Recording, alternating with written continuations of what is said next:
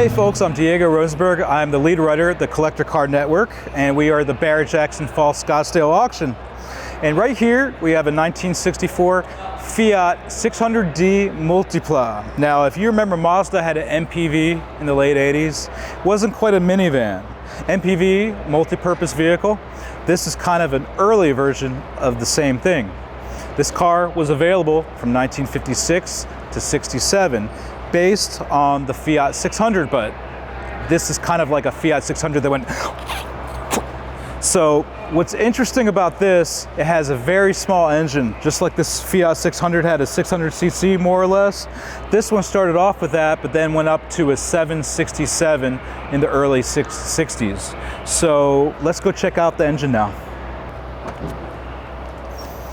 So you can see right here, this is 767 cc's. It's a 4-cylinder. I don't remember the horsepower, but it's probably 30, 40, 50, something around there. Now let's check out the interior.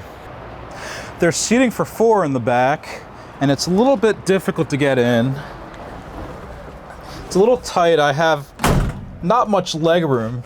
I'm 5'11", so I'm on the high side of the bell curve for average. But as you can imagine, a family of 4 plus 2 parents in Italy, in Rome, whatever city, Pompeii, this thing works just fine. Now let's check out the front. If I can open the door. So what's interesting about the entry to the front is look at the wheel well getting in the way. This is not easy. Not a lot of headroom either. And my toe room is impacted by the spare tire.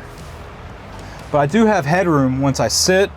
The windshield's a little bit lower for my eyesight, but this is something that works nicely for a lot of solutions for city living and families in the late 50s through the 60s.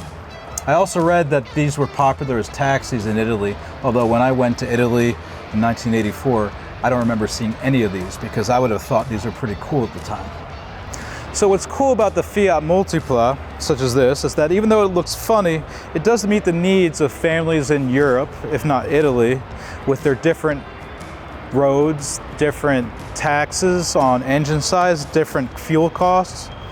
So for now, stay tuned for more cars in the Collector Car Network. Thank you for watching.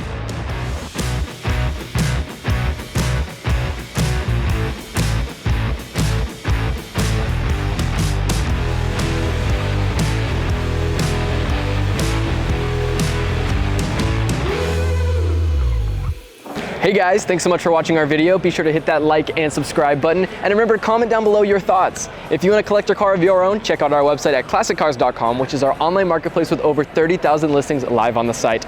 Also, be sure to check out our sister website, AutoHunter, which is our 7-day online auction. Thanks again, guys, and we'll see you guys in the next video.